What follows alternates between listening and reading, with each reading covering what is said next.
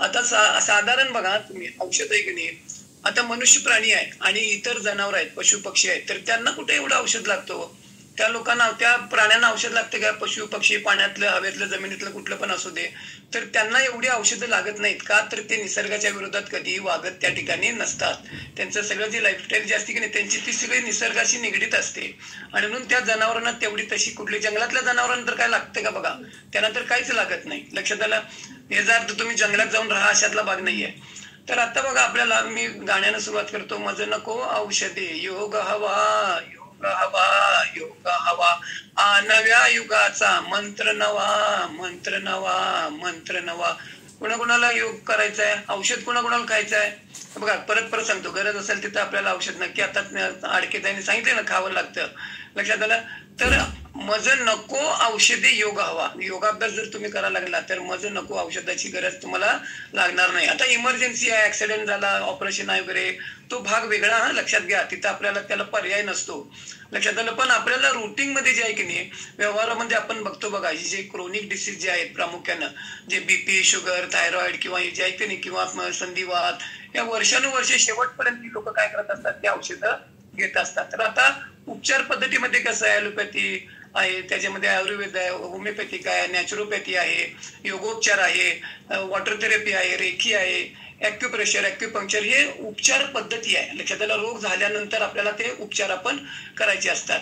लक्षात आलं?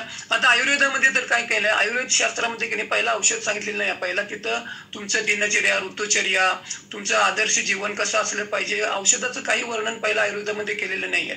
हे सगळं दिनचर्या, ऋतुचर्याप्रमाणे सगळं करून सुद्धा जर तुमचं आरोग्य बिघडलं तर आयुर्वेदानं काय केलं, तिथं औषधोपचार तिथं सांगितलेलं आहे. म्हणजे पहिल्यांदा आपल्याला काय करायला पाहिजे, आपली दिनचर्या, आपलं खाणं पिणं वगैरे आहे की नाही, मानसिक ताण तणाव, टेन्शन.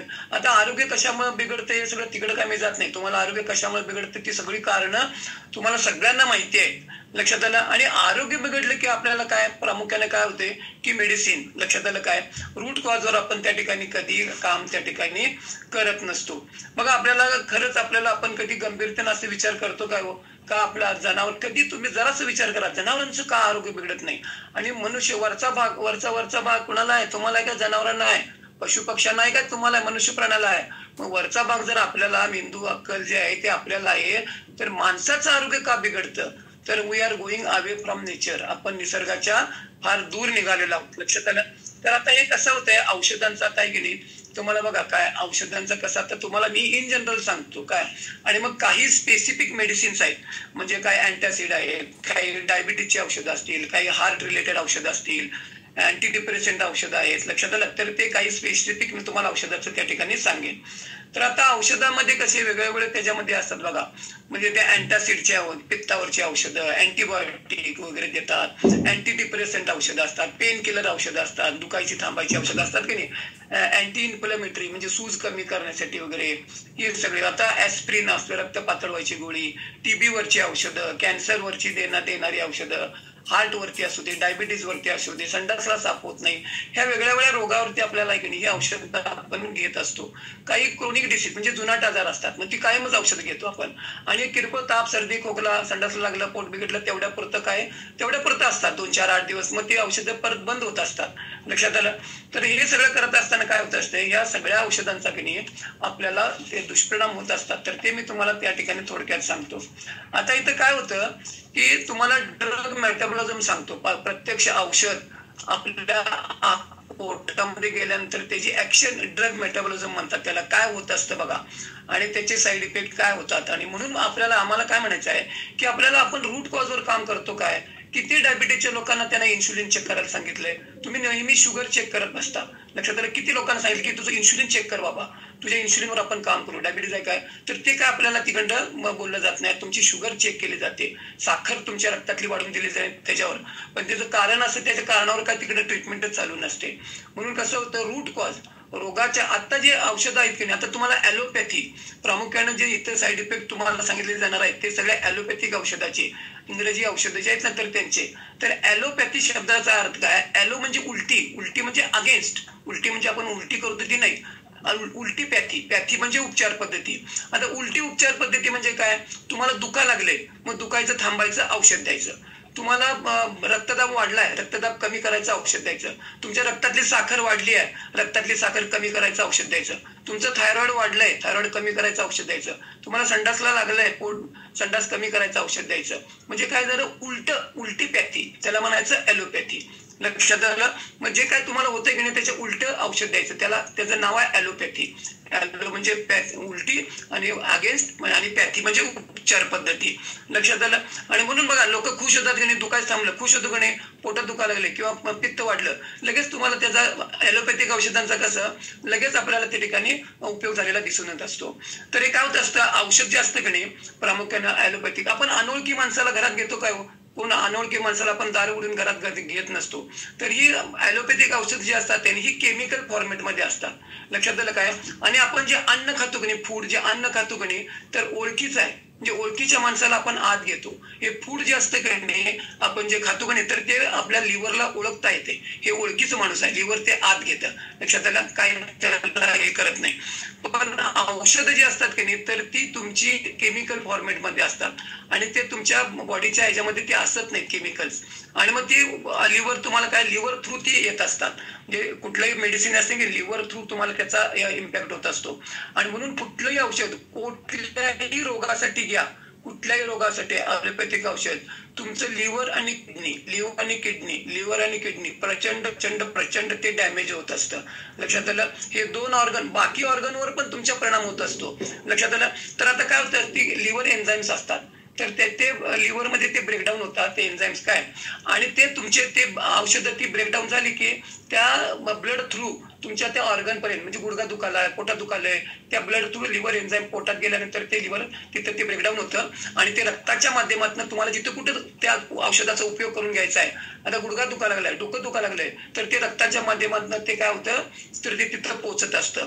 आणि हे सगळं रक्ताच्या माध्यमातून पोहोचत असताना सगळ्यात महत्वाचं काय होतं, या औषधांचा साईड इफेक्ट होत असतो की नाही, तर तो आपल्या तुमच्या स्टमकचा पीएच बिघडतो, तुमच्या लिव्हरचा स्टमक बिघडतो, रक्ताचा पीएच बिघडतो. लक्षात आलं. तुमच्या किडनीचा पीएच बिघडतो. तुमच्या संपूर्ण याचा आहे की नाही तो पीएच म्हणजे वातावरण, पीएच जातात त्याच्या डिटेलमध्ये जात नाही, ते एन्व्हायरमेंट आतलं वातावरण जे असतं की नाही, तर ते कोलॅप्स होतं. कशामुळे, त्या औषधांच्या साईड इफेक्टमुळे. आणि हे औषधांचे साईड इफेक्ट तुमचं किडनी, तुमचे लिव्हर, तुमचं ब्लड, हे सगळं काय होतं, तुमचं पोट. बघा सगळी औषधं पोटात जातात, पोटात घातलात ना तुम्ही, पहिलं औषध पोटात जातं, तिथनं पोटातनं ते लिव्हर थ्रू ब्लड थ्रू तुमच्या त्या ऑर्गन पर्यंत जात असतं. आणि हे सगळं होत असताना की नाही तुम्ही खाल्लेलं अन्न सुद्धा किंवा ही जी औषधं सुद्धा असतात की नाही, कसलं कुठलंही औषध घ्या, हे सप्त धातूमधनं जातच ते जातं. रस, रक्त, मांस असते, मज्जा, शुक्र, हे आयुर्वेदामधली कन्सेप्ट आहे. तर त्या ह्याच्यातनं त्याला जावंच लागतं. कर्म कसं भोगावं लागतं की नाही, तसं तुम्ही काय खाता, हेल्दी खावा, अनहेल्दी खावा, औषध किती त्याचा उपयोग असू दे, ह्या सप्त धातूमधनं त्या औषधाला सुद्धा जावं लागत असतं. आणि म्हणून हे जेवढी तुम्ही औषधं खाता की नाही, तुमचे सप्त धातू सुद्धा एफेक्टेड होतात. त्या सप्त धातूवर सुद्धा परिणाम होत असतो, की ज्या सप्त धातूवर तुमचं आरोग्य अवलंबून असतं. सप्तधातूची आपली स्वतंत्र व्याख्यान मला असते, वैद्यताईंनी पण घेतली आणि मी सुद्धा घेतली आहे. लक्षात आलं. तो विषय वेगळा आहे, पण सांगायचा मुद्दा काय, ह्या सप्तधातूवरती सुद्धा विपरीत परिणाम होत असतो. आणि मग ह्या लिव्हर एन्झाईम्स का त्याचे ते ब्रेकडाऊन मी तुम्हाला सांगतो, हे पीएच तो बिघडतो आणि आपलं त्याचे सगळं टोटल मग त्या बाकी ऑर्गनवर तुमचा त्याचा विपरीत परिणाम होत असतो. आता औषध जे आता काय होत असतं, औषध 4 स्टेज मधनं जातं आपल्या शरीरामध्ये असतं की नाही. म्हणजे आपण ते औषध घेतो, ते ऍब्सॉर्प्शन असतं. लक्षात आलं. ऍब्सॉर्ब झालं पाहिजे ना, मग त्याचं डिस्ट्रीब्युशन म्हणजे ते वाटप होतं, मग त्याचं मेटाबॉलिझम होतं, आणि एक्सक्रिशन म्हणजे त्यातनं बाहेर टाकायचं, नको असलेलं बाहेर टाकायचं. 4 स्टेज मधनं जात असताना की नाही औषधाचा आपल्याला परिणाम त्या ठिकाणी बॉडीवरती, संपूर्ण तुमच्या पेशीवरती. लक्षात घ्या, आपलं शरीर लाखो करोडो पेशीनी बनले आणि त्या पेशीपेक्षा 10 पट बॅक्टेरिया आहे. लक्षात आलं. म्हणजे एक पेशी असेल तर 10 बॅक्टेरिया, 100 पेशी आहेत तर त्याच्या 10 पट म्हणजे 1000 बॅक्टेरिया आहेत. आणि ह्या तुमच्या पेशी पण डॅमेज होतात, सेल्स, आणि तुमचे बॅक्टेरिया पण डॅमेज होत असतात या औषधांच्या साईड इफेक्टमुळे. लक्षात आलं. आता तुम्ही औषधाचा साईड इफेक्ट कसा असतो, त्याचा डोस किती आहे, तुम्ही किती वरचेवर घेता, फ्रिक्वेन्सी किती आहे, रूट ऑफ ऍडमिनिस्ट्रेशन म्हणजे इंजेक्शनच्या रूपाने दिलं, तोंडावाटे घेतला, लिक्विड वाटे घेतला. लक्षात आलं. काही तुम्ही स्प्रे असतात बघा, नेझल स्प्रे असतात की नाही दम्यासाठी वगैरे, त्याचे असतात. मग त्याच्या काही कशा थ्रू घेता, मग ह्या सगळ्या त्याचा पण औषधाचा त्याचा हे असतो. आणि अन्न आणि औषधे बघा, बाहेर कुठलंही नको असतं की नाही, बॉडी ते लगेच बाहेर टाकत असते. म्हणजे मला नको आहे केमिकल, ती सगळी यंत्रणा तुम्ही औषध आत गेला की संपूर्ण बॉडीची यंत्रणा तुम्ही त्यातलं केमिकल कुठून बाहेर टाकू सगळी यंत्रणा अलर्ट होते. मग ती तुमच्या युरिन वाटे, तुमच्या संडास वाटे, तुमच्या उलटी वाटे, तुमच्या घामा वाटे, तुमच्या उच्छवासा वाटे, हे सगळीकडं आहे ना हे औषध हे बाहेर पडत असतं. बॉडी काय म्हणते, हे तुला उपयोग करून घ्यायचा आहे ना, काय औषध घेतलायस ना, ते काय उपयोग करून घ्यायचा ते घे, तुला काय करून घ्यायचा जो काय उपयोग असतो. पण हे जे केमिकल तू पोटात माझ्या घातलंयस ना ते बाहेर गेलं पाहिजे. आणि संपूर्ण इमर्जन्सी कसं असतं की नाही, संपूर्ण तुमचे बॉडी अलर्ट होते आणि युरिन, संडास, घाम याच्या वाटते सगळीकडे ते काय होतं, ते जे केमिकल्स असतात तर ते बाहेर टाकायची यंत्रणा तिथं अलर्ट राहते. आणि मग बघा आता रोज तुम्ही औषध घेता, बीपीचं, शुगरचं, थायरॉइडचं, हार्टची रिलेटेड रोज घेता की नाही औषधं, मग तुमचं बॉडी जे आहे की नाही, तुमचं शरीर कायम अलर्ट मोडवर काय काम करायलंय, ते केमिकल नको असलेलं बाहेर टाकायचं काम करायला लागले. लक्षात आलं, त्याचा काय तुम्हाला उपयोग होतो, काय करून घेत असता तो घेतच असता. लक्षात आलं. आणि मग हे काय बाहेर टाकत असताना सुद्धा तुमचे ते ऑर्गन डॅमेज होत असतात, पेशी डॅमेज होत असतात. का, बॉडी मला नको आहे, केमिकल्स नको आहेत, मग मी बाहेर टाकायला लागलोय.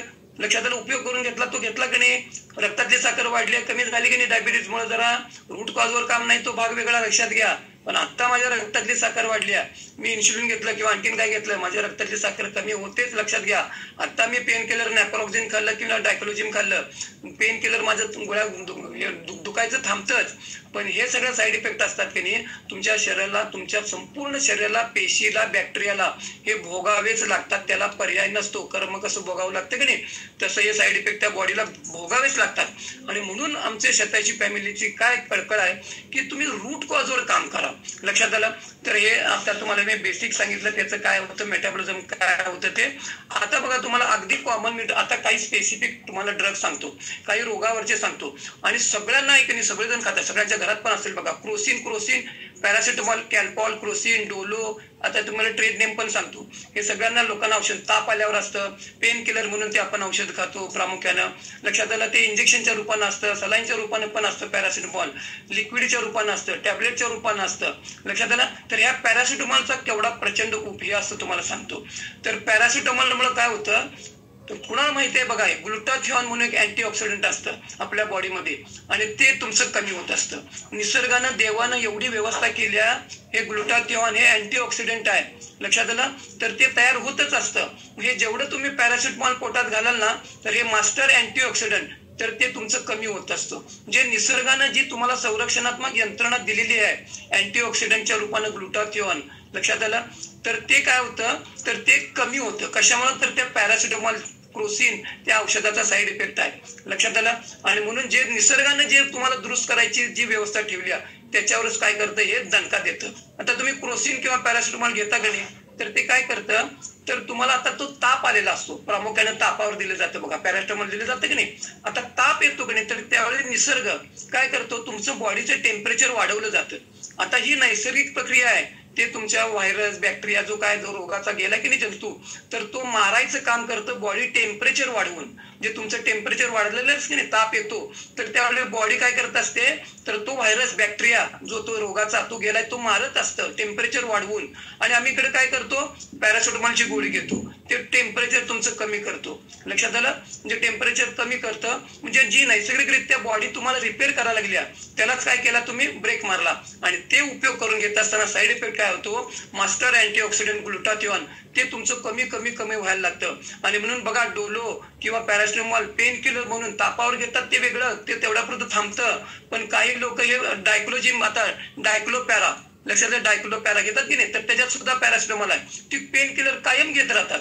मग तुम्ही जर कायम घेत राहिला तर तुमचं मास्टर अँटीऑक्सिडंट जे ग्लुटाथिऑन ते कमी व्हायला लागतं, तुम्हाला बाकी मग त्या ठिकाणी प्रॉब्लेम व्हायला लागतात. लक्षात आलं. आता मी तुम्हाला यातले नेहमीचे जे औषध आहेत की नाही, तर ते तुम्हाला सांगतो प्रामुख्याने बघा. आता रुटीन आहेत, आपण पित्तावरती औषधं घेतो की नाही, मग ओमेप्रेझॉल घेतो, पॅन्टाप्रेझॉल घेतो. लक्षात आलं. डोमपेरोडॉन असतं, हे उलटी. आता हे कॉमन हे साईड इफेक्ट आहेत की नाही, हे तुम्हाला त्या औषधांचे की नाही, डायरिया, तुम्हाला पोट गच्च होणं, डोकं दुखणं, हे कॉन्स्टिपेशन म्हणजे संडासला होत नाही वगैरे, वॉमिटिंग वगैरे होतं की नाही, ॲबडॉमिनल पेन मध्ये हे डॉक्टर तुम्हाला देत असतात.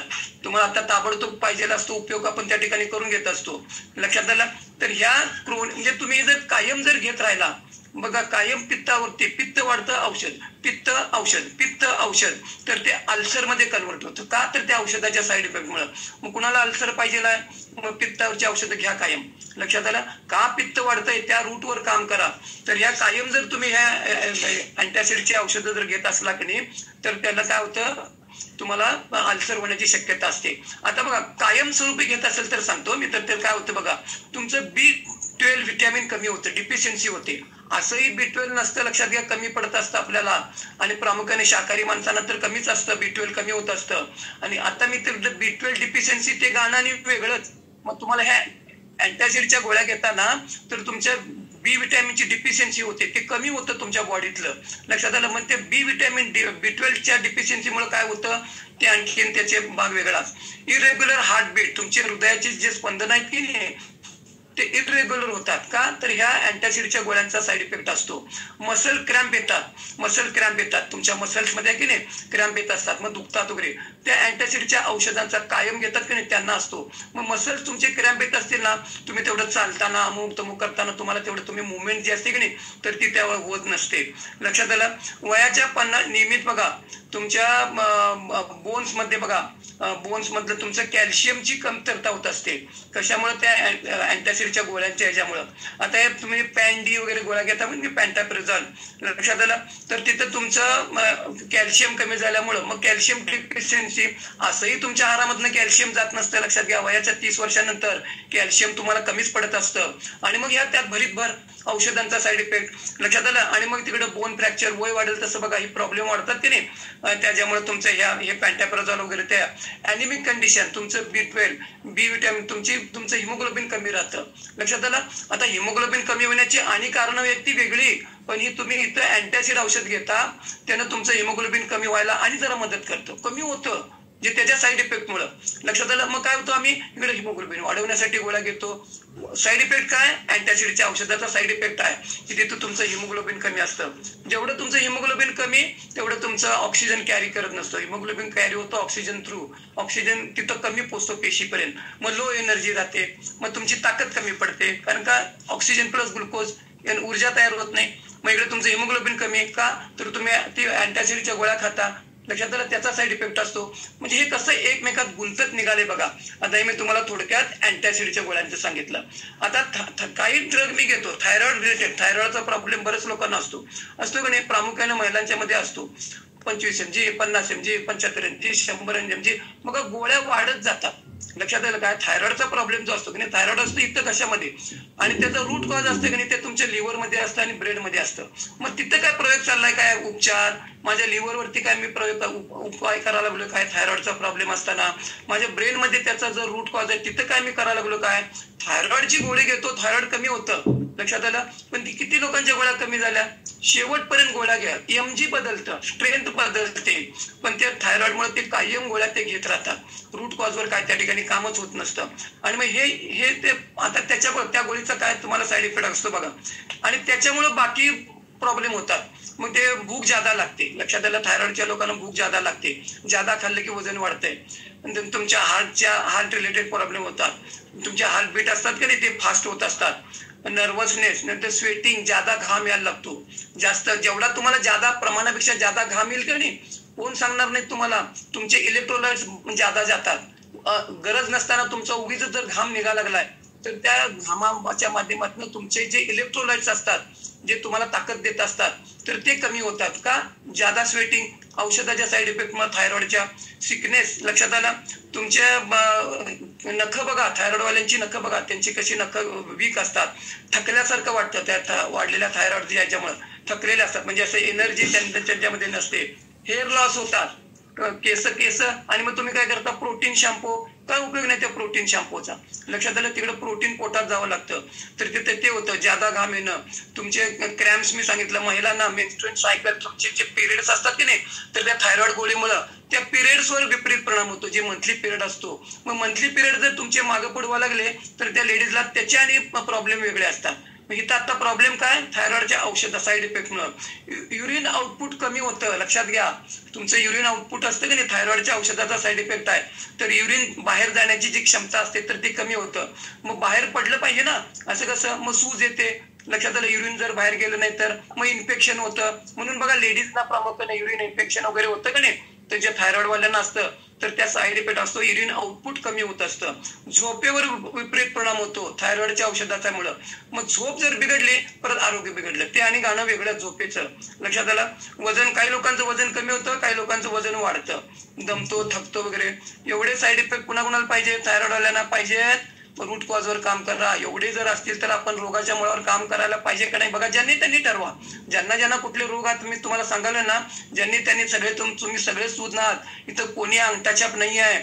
लक्षात घ्या. रूट कॉजवर का काम करायला पाहिजे. जिथं गरज असेल तिथं तुम्हाला औषध उपयोग नक्की खायला पाहिजे. पण माझ्या रोगाच्या मुळावर काय काम चाललंय काय. आता बघा तुम्हाला दुसरं सांगतो. ॲलोपॅथिक जी औषधं असतात की नाही, ही काय असतात, ही ट्रीटमेंट जी असते की नाही सिम्पटमिक आहे. सिम्पटम्स म्हणजे लक्षणं, त्याच्यावरती उपचार असते. तुमच्या रोगावर उपचार नसतो. आता रक्तदाब वाढणं हा रोग नाही आहे. डायबिटीज हा रोग नाहीच आहे. रक्तातली साखर वाढली हे लक्षण आहे. तुमचा रक्तदाब वाढला, बीपी वाढला हे लक्षण आहे. मग ट्रीटमेंट कशावर चालली आहे? लक्षणावरती, रोगावरती नाही. रोगाचं मूळ काय? आता डायबिटीजचं रोगाचं मूळ काय? Insulin resistance. What is this insulin resistance? कुणाला माहिती आहे? तुमचं कधी इन्शुलिन चेक केलं काय? आम्ही आयुष्यभर साखर चेक करत बसतो. लक्षात आलं. रूटवर काम नसतं लक्षण. आता पेन किलर, तुम्हाला दुखा लागलंय तर त्या लक्षणावरती काम असतं. दुखायचं थांबतं का नाही, मग आपल्याला लगेच खुश आपण. आता तुम्हाला इचिंग होतं, खाज उठते, सोरायसिस वगैरे असतो का नाही, मग खाज उठायचं थांबतं का नाही आपल्याला, मग ते खाजेवर खाज उठायचं थांबलं की पेशंट पण खुश. पण त्याचं रूट कॉज कुठं आहे? हे जे आपल्याला स्किन प्रॉब्लेम जे असतात की नाही, त्याचं रूट कॉज तुमच्या गटमध्ये असतं, तुमच्या डायजेशन मध्ये असतं. लक्षात आलं. मग हे रूट कॉजवर आपल्याला काम होत नसतं. आणि मी तुम्हाला थायरॉइडच्या औषधाचं सांगितलं. आता थायरॉइडच्या औषधाचं आहे तिथं बघा तुम्हाला त्याचे साईड इफेक्ट असतात म्हणून अँटासिडच्या गोळ्या देतात. लक्षात आलं. मग त्या परत अँटासिडच्या गोळ्यामुळे आता मी सांगितलं ना हिमोग्लोबिन कमी राहतं. आणि म्हणून हे असंही महिलांचं तुमचं हिमोग्लोबिन कमी असतं. रिसर्च आहे ज्यावरती महिलांचं तुमचं ब्लडिंग वगैरे होत असतं का नाही मंथली पिरियड, तर असंही तुमचं हिमोग्लोबिन कमी होत असतं. आणि हे अँटासिडच्या गोळ्या, मग त्याच्यामध्ये थायरॉइडच्या गोळ्या आणि ॲव्हरेज थायरॉइडचा प्रॉब्लेम तुम्हाला महिलांनाच असतो. लक्षात आलं. तर हे एवढे थायरॉइडचे जर प्रॉब्लेम असतील त्या गोळ्यांचे, मग त्या रोगावर मुळावर काम करायला पाहिजे का नाही. आता बघा ॲव्हरेज डायबिटीजच्या लोकांना आहे की नाही, डायबिटीजच्या लोकांना प्रचंड, लक्षात घ्या, डायबिटीजची जी औषधं असतात की नाही, आता डायबिटीज प्रकार 2, इथं 1 बद्दल मी काही बोलणार नाही.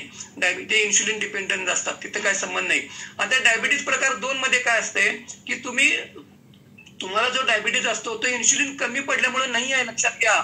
तुमच्या वाढलेला इन्शुलिन रेजिस्टन्स वाढतो. इन्शुलिनचं प्रमाण तुमच्या बॉडीमध्ये वाढत निघालंय. लक्षात आलं. आणि मग त्याच्यामुळे तो डायबिटीज होत असतो. आणि हे सगळे ॲव्हरेज जी डायबिटीजच्या गोळ्या ज्या असतात की नाही किंवा काय, तर ते तुमच्या इन्शुलिनचं प्रमाण वाढवतात.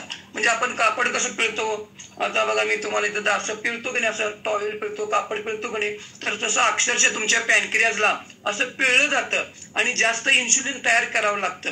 ही जी तुम्ही डायबिटीज औषधं घेता की नाही, तर त्याचं काय असतं, किती इन्शुलिन वापरला आणि तुमच्या रक्तातली साखर कमी केला. लक्षात आलं. हे सगळ्या डायबिटीजच्या गोळ्या ज्या असतात की नाही वेगळ्या वेगळ्या, त्याची ऍक्शन वेगळी असते. तर त्यांचं एकच काम काय की इन्शुलिनचं प्रमाण वाढवायचं. मग इन्शुलिनचं काय रोल असतो, तुमच्या रक्तात वाढलेली साखर ती पेशीमध्ये ढकलायचं काम हे इन्शुलिनचं असतं. रक्तात साखर वाढणं धोकादायक आहे. मग मेंदू काय म्हणतो, मला बाकी काय बोलू नका, माझ्या रक्तात साखर वाढली तर धोकादायक असते, ती कुठं टाकायची तिकडे टाका. लक्षात आलं. आणि मग ही रक्तात वाढलेली साखर तुमच्या लिव्हर मध्ये टाकली जाते, तुमच्या मसल्स मध्ये टाकली जाते, तुमच्या चरबीच्या पेशीमध्ये टाकली जाते, मग वजन वाढतं. लक्षात आलं. आणि म्हणून मग इथं काय होतं की ह्या डायबिटीजच्या औषधाचा रोगाच्या मुळावर काय काम नाही, रक्तातली साखर कमी करायची, इन्शुलिन वाढवायचं. म्हणजे मी सोप्या शब्दात सांगतो, एक वाटीभर इन्शुलिन मध्ये जर तुमचं काम व्हायला पाहिजे, तर ते डायबिटीज मध्ये काय होतं, तुम्ही 1 लिटर 1 बकेट 2 बकेट एवढं तुम्ही इन्शुलिन वापरता. म्हणजे एवढं इन्शुलिनचं प्रमाण जादा केलं जातं. आणि इन्शुलिनचं प्रमाण वाढवायचं आणि ते रक्तातली साखर कमी करायची. काय तुमच्या रोगाच्या मुळावर काही काम चालू. रोग तुम्ही कोणी खुश होऊ नका, माझा डायबिटीज कंट्रोलमध्ये, माझा बीपी कंट्रोलमध्ये, माझे 120. काय लोक लय खुश असतात डायबिटीज वाले, तर माझं सर कंट्रोलमध्ये आहे. अरे गोळ्या घ्यायला लागलायस किंवा इन्शुलिन घेतोस, किती इन्शुलिन वापरायला लागलायस, मग त्या इन्शुलिनचे आणि साईड इफेक्ट असतात. लक्षात आलं. आता इन्शुलिनचे साईड इफेक्ट सांगत बसलो तर मला वेळ पण पुरणार नाही, पण मोठा साईड इफेक्ट सांगतो. इन्शुलिन हे पाणी पकडतं, इन्शुलिन हे चरबी पकडतं, वजन वाढतं की नाही. वजन तुम्हाला रक्तदाबाचा विकार होतो, मीठ कसं पाणी पकडतं का नाही, तसं इन्शुलिन हे पाणी पकडत असतं. मग तुमच्या रक्ताचा व्हॉल्यूम वाढतो, रक्तदाब वाढतो. मग तुम्हाला रक्तदाबावर काम करायचं आहे, वर्क ऑन इन्शुलिन. का इन्शुलिन एवढं लागायलंय? मग इन्शुलिनची रिक्वायरमेंट का? रक्तातली साखर वाढते. रक्तातली साखर का वाढते? तिथं कुठं काय काम चाललंय? मग तुमचे गोड पदार्थ खाता, सिंपल कार्बोहायड्रेट प्रचंड प्रमाणात खाता. लक्षात आलं? साधे कार्बोहायड्रेट प्रचंड प्रमाणात खाता. नुसतं गोड खाल्ल्यामुळे वाढतं असं नाही आहे. मग रूट कॉजवर काही कामच नाही आहे आणि आम्ही औषधं घेत राहतो. लक्षात आलं? तर ह्या डायबिटीजच्या औषधांचा एवढा प्रचंड साईड इफेक्ट असतो. लक्षात घ्या. तुम्हाला डायबिटिक न्यूरोपॅथी म्हणजे तुमचा टिंगलिंग, मुंग्या येतात वगैरे असते की नाही, सगळ्या डायबिटीजच्या लोकांना बघा त्यांची स्किनचे कसं असते बघा. ग्लुकोमा, तुम्हाला डोळ्याचे प्रॉब्लेम होतात. डायबिटीजचे औषध, ही सगळे जे औषधं असतात की नाही डायबिटीजचे वगैरे, कुठलंही औषध तुमच्या डोळ्याच्या ब्लड वेसल्स आणि तुमच्या किडनीच्या ह्या अतिशय नाजूक असतात. आपल्या केसापेक्षा त्या पातळ असतात. आणि म्हणून या सगळ्यात दोन मी ऑर्गन सांगतो की नाही, तुमच्या डोळ्यावरती पण विपरीत परिणाम होतो. बघा डायबिटीजच्या लोकांना डोळ्यावरती विपरीत परिणाम असतो, किडनीवरती परिणाम असतो, कारण का तिथं ते डॅमेजिंग जास्त होत असतं. लक्षात आलं? तर हे तुम्हाला डायबिटीजच्या औषधाचे. किडनी प्रॉब्लेम, लक्षात आलं? किडनी प्रॉब्लेमचे, डायबिटीजच्या लोकांना किडनीचे प्रॉब्लेम असतातच असतात. हार्ट रिलेटेड प्रॉब्लेम वाढतात. लक्षात आलं? हे बीपी वगैरे वाढतो की नाही, डायबिटीजच्या लोकांना बीपी वाढतो. आता मी सांगितलं इन्शुलिन पकडतं, मग ते रक्त व्हॉल्यूम वाढतो, मग हृदयावरती ताण येतो. जेवढं रक्ताचं व्हॉल्यूम जादा तेवढं रक्त ढकलायला पुढं, त्याला हृदयावरती ताण पडतो. मग त्याचं कारण काय? वाढलेली इन्शुलिन. इन्शुलिन का वाढतं? रक्तातली साखर वाढते. कसं कनेक्शन आहे बघा. आणि मग आम्ही ते रक्तदाब कमी व्हायची गोळी घेत राहतो. लक्षात आलं? तुमच्या डोळ्याच्या स्किनचं प्रॉब्लेम सांगितलं, किती इन्फेक्शन असतात बघा. त्यांना खाज उठते, अमुक होते वगैरे, स्किनचे प्रॉब्लेम हे सगळे त्या डायबिटीजच्या लोकांना त्या ठिकाणी होत असतात. आणि सगळ्यात महत्वाचं कसं डायबिटीजचं कसं, तर हे त्याची जे हे होतं म्हणजे तुमच्या गट मधलं, ते तर मी तुम्हाला सगळं सांगणारच आहे. हे आपल्या कुठलंही मेडिसिन जे असतं की नाही, तर तुमच्या पेशीला डॅमेज करत असतं आणि तुमच्या बॅक्टेरियाला. आता अँटीबायोटिक औषधांचा बघा, आता मी डायबिटीजचं मी तुम्हाला थोडक्यात सांगायला लागलोय.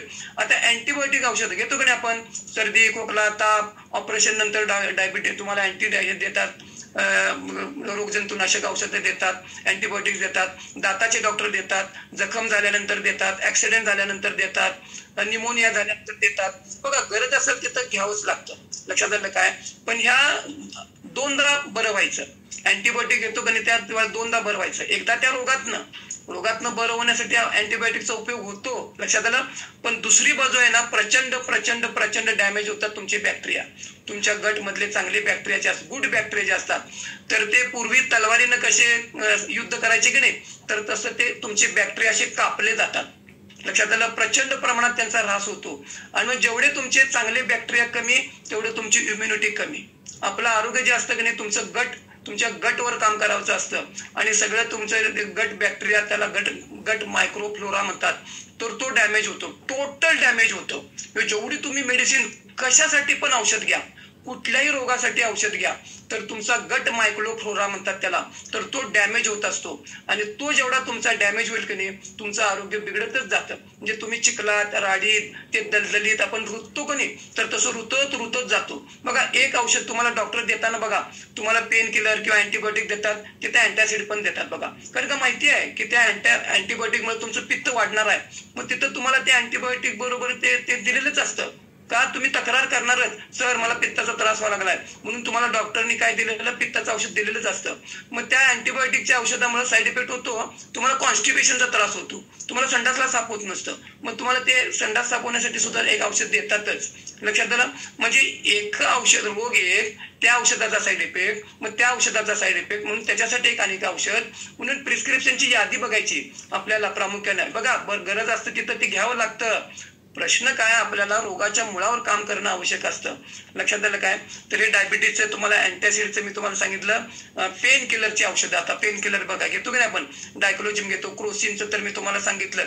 लक्षात आलं? ह्या पेन किलर बघा, पेन किलरची जेवढी तुम्ही औषधं घेता की नाही, परत तुमच्या किडनीवर पेन. आता मला गुडघा दुखा लागलाय, कळतं कुणाला? ब्रेनला कळतं, ब्रेनला. मग पेन किलर ज्यावेळेला औषध घेता का नाही, तर ते गुडघा दुखत असतं, ते ब्रेनला कळतं, ते पेन किलर औषध ते संवेदना जे असतात की नाही ते कट करतं. मग त्या गोळीचा परिणाम संपला की परत त्या ब्रेनला कळायला लागते गुडघा दुखा लागला किंवा काय दुखा लागले ते. लक्षात आलं? मग पेन किलरचा कुठलाही पेन किलर असू दे, तुम्हाला त्याचा उपयोग तात्पुरताच असतो, तात्पुरता, आत्तापुरता. मग म्हणून तुम्हाला एक गोळी, 2 गोळी, 3 गोळ्या, त्याच्याप्रमाणे डोस प्रमाणे आपण गोळ्या घेतो. मग पेन किलरच्या जर गोळ्या कायम घेत राहिला ना, परत तुमची किडनी डॅमेज. लक्षात आलं. तर ह्या त्या पेन किलरच्या औषधांचा त्या नॅप्रॉक्झिन आहे, डायक्लोजिम आहे. लक्षात आलं. हे डोलो वगैरे आपण घेतो का नाही, तर ते सगळी पेन किलर म्हणून वापरतो. तर त्या सगळ्याचा आता बघा, तुम्हाला हार्ट रिलेटेड प्रॉब्लेमचे सांगतो. प्रामुख्याने ऍव्हरेज लोकांना ऍस्पिरिनची गोळी असते आणि त्याच्यात स्टॅटिन, कोलेस्ट्रॉल कमी व्हायची कॉम्बिनेशन मध्ये. आता काही ठराविक लोकांना प्लेन ऍस्पिरिन असतं, इकोस्प्रिन वगैरे आहे की नाही ऍस्पिरिन. काही लोकांना प्लेन असतं, म्हणजे त्याच्यामध्ये कोलेस्ट्रॉल कमी करायचं औषध नसतं. पण बऱ्याच लोकांना हार्ट रिलेटेड प्रॉब्लेम असलेल्या लोकांना येथे कोलेस्ट्रॉल कमी व्हायचं औषध आणि रक्त पातळ व्हायचं औषध कॉम्बिनेशन मध्ये दिलेलं असतं. लक्षात आलं. तर आता त्यातलं ऍस्पिरिन जे असतं की नाही, इकोस्प्रिन, ASA, आसा, डिस्प्रिन वगैरे, ती ट्रेड नेम आहेत. तर त्याचं ते पेन किलर म्हणून पण काम करतं. ऍस्पिरिन हे माइल्ड पेन किलर असतं. लक्षात आलं. पेन किलर म्हणून सुद्धा ते काम करत असतं. मग आता इथं तुम्हाला stroke, paralysis, heart related problem, रक्त घट्ट होतं. लक्षात आलं. मग ते रक्त पातळ होण्यासाठी तुम्हाला ती ऍस्पिरिनची गोळी दिली जाते. माइल्ड असते, लक्षात घ्या. डोस कमी असतो त्याचा, तेवढा तो बास होत असतो. पण त्या गोळीचा पण तिथं आपल्याला कायमस्वरूपी घेतो ना आपण. बघा तुम्ही किती वर्ष आता घ्यायला लागलाय रक्त पातळ व्हायची गोळी, आणि मग त्या कायमस्वरूपी घेतो का नाही, क्रोनिक डिसीज म्हणतात त्याला. तर तिथं त्याला फार प्रॉब्लेम असतो. ब्लड क्लॉट होतं का नाही, आपल्याला रक्त गोठायची जी प्रोसेस असते, तर तिथं ब्रेक लागतो. लक्षात आलं. ब्लड आता कट झालं, रक्त थांबायला पाहिजे की नाही, मग ते रक्त तुम्हाला ब्लड गोठायची जी प्रोसेस असते, तर तिथं अडथळा निर्माण होतो. कशामुळं, तर ह्या ऍस्पिरिनच्या गोळीमुळे. मग तुम्हाला आता बाहेर कट झालं, मला हात कापला, काय झालं, तर तुम्हाला काहीतरी करू शकाल. पण इंटरनल ब्लडिंग होतं, त्याला काय करणार. मग त्या गोळीचा साईड इफेक्ट असतो, इंटरनल ब्लडिंग होत असतं. लक्षात आलं. आणि आता हे बघा, हे ऍस्पिरिन जे असते की नाही, हे ज्यांना पोटात अल्सर असतो, लक्षात आलं, त्यांना पोटात दुखतं, वॉमिटिंग होतं, किडनी लिव्हर प्रॉब्लेम असतात, तर त्यांना फार काळजी करून द्यावं लागतं. म्हणजे हे सगळे डॉक्टर काळजी घेत असतात. लक्षात आलं. मग हे इतर जर 16 वर्षाखालील मुलांना ते द्यायचं नसतं, हे सगळे डॉक्टरना माहिती असतं, ते सगळे काळजी घेत असतात. लक्षात आलं. तर आपल्याला बघा, तर ह्या ऍस्पिरिनचं मी तुम्हाला सांगितलं. आता त्या स्टॅटिन म्हणजे अॅट्रोस्टॅटिन वगैरे असं की नाही, तुम्हाला कोलेस्ट्रॉल कमी व्हायची गोळी, तर त्याचा साईड इफेक्ट प्रामुख्याने सांगतो. लक्षात घ्या. आता त्याचा किती उपयोग होतो, कोलेस्ट्रॉल का वाढतं. लक्षात आलं. 75% कोलेस्ट्रॉल तुमचं लिव्हर तयार करतं. माझं लिव्हर निसर्गानं म्हणा, देवानं म्हणा, तुमच्या लिव्हर मध्ये ते मशीन कशाला बसवलंय, कोलेस्ट्रॉल तयार करायचं औषध मशीन कशाला बसवलंय, त्या कोलेस्ट्रॉलचा रोल आहे, तुम्हाला ते उपयोगी असतं. लक्षात आलं. आणि मग आमचं कोलेस्ट्रॉल कशामुळे वाढतं, नॉनव्हेज खाल्ल्यामुळे वाढतं. मग असं तुम्ही किती नॉनव्हेज खायला लागलाय. लक्षात आलं. मग पक्के शाकाहारी लोक, त्यांचं कोलेस्ट्रॉल काय वाढतं. व्हिगन लोक, ते दुधाचे पदार्थ सुद्धा खात नसतात, तर त्या व्हिगन लोकांचं सुद्धा कोलेस्ट्रॉल वाढतं. लक्षात आलं.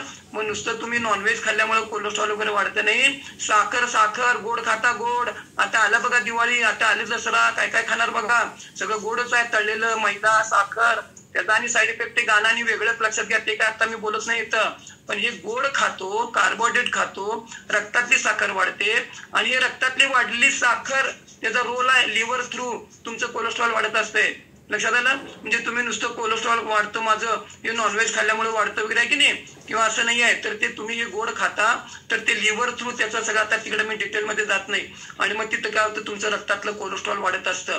हे HDL पाहिजे आहे ते कमी असतं, LDL वाढतं वगैरे आहे की नाही, तर ते सगळं. आणि मग तिथं काय, आपण स्टॅटिनची गोळी असते. लक्षात आलं. स्टॅटिन म्हणजे ते तुम्हाला कोलेस्ट्रॉल कमी व्हायची गोळी. कोलेस्ट्रॉल काय कशामुळे वाढतं ते काम चालूच आहे. आणि आम्ही काय करायला बोलूया, कोलेस्ट्रॉल कमी व्हायची गोळी. किती लोकांच्या कोलेस्ट्रॉल कमी झालं आणि त्या गोळ्या बंद झाल्या.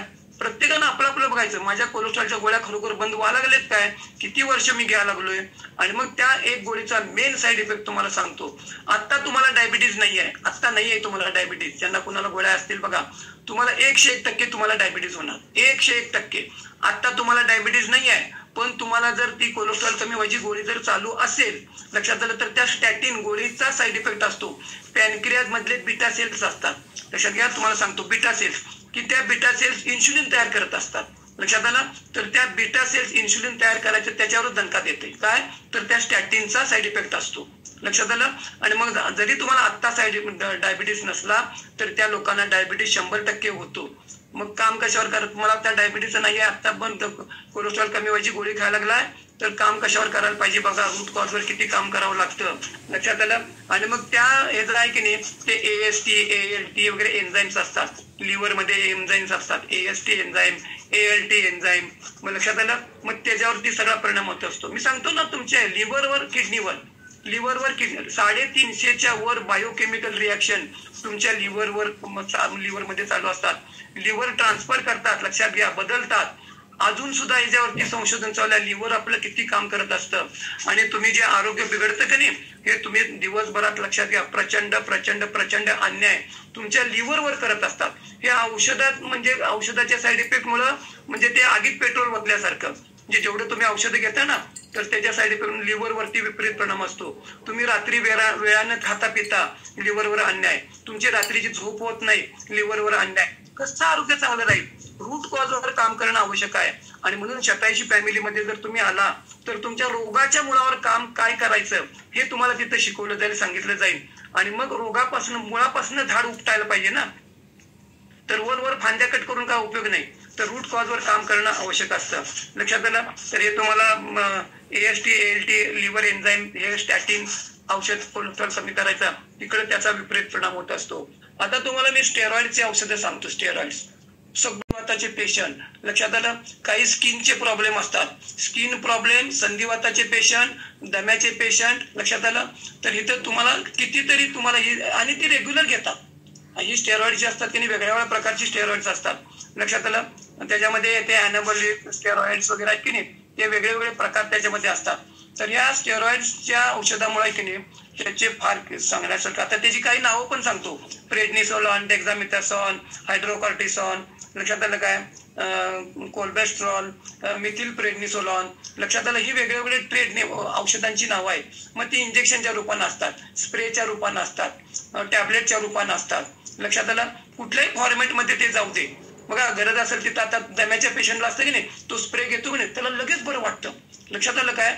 पण त्या सॉल्ब्युटामॉल वगैरे जास्त की नाही तर त्याचा एवढा प्रचंड असतो. आणि किडनीवरती प्रामुख्याने त्याचा प्रचंड परिणाम असतो. किडनीवरती प्रचंड प्रचंड प्रचंड किडनीवरती त्याचा इम्पॅक्ट असतो. लॉंग टर्म मध्ये काय होतं बघा, तुम्हाला हे जे घेता की नाही तुम्ही याचे स्टेरॉइड्स वगैरे घेता, तुम्हाला ओबेसिटी, वजन वाढतं, लक्षात आलं. वजन ते बाकी वजन वाढण्याची कारण वेगळी, हे स्टेरॉइडच्या औषधामुळे तुमचा पेप्टिक अल्सर, लक्षात आलं. तुमचं हायपर टेन्शन, रक्तदाब वाढायची बाकी कारण वेगळी, पण या गोळ्यांच्या साईड इफेक्ट तुम्हाला लहान मुलांची अनहेल्दी वाढ, स्टेरॉइडची औषधं, इन्फेक्शन लवकर होतं, लक्षात आलं. ओबेसिटी, तुम्हाला ऑस्टिओपोरोसिस, हाडं ठिसूळ होतात. या कशामुळं? तुमच्या या स्टेरॉइडच्या औषधामुळं. कॅल्शियमचं तिथं हे सगळं मेटाबॉलिझम बिघडतं, कोणत्या तुमच्या या औषधांच्या साईड इफेक्टमुळं, लक्षात आलं. आणि त्यामुळे ऑस्टिओपोरोसिस म्हणजे हाडं ठिसूळ होतात आणि हाडांची बोन डेन्सिटी कमी व्हायला लागते, मग हाड दुखायला लागतात. मग ते दुखायला लागलं की मग आम्ही इकडे कॅल्शियमच्या गोळ्या, मग दुखायला लागलं म्हणून पेन किलर, मग पेन किलर खाता परत त्याचा विपरीत परिणाम ते आणि वेगळंच. म्हणजे एकात नाही कसं आपण त्याच्यात गुंतत जातो ते बघा, लक्षात आलं.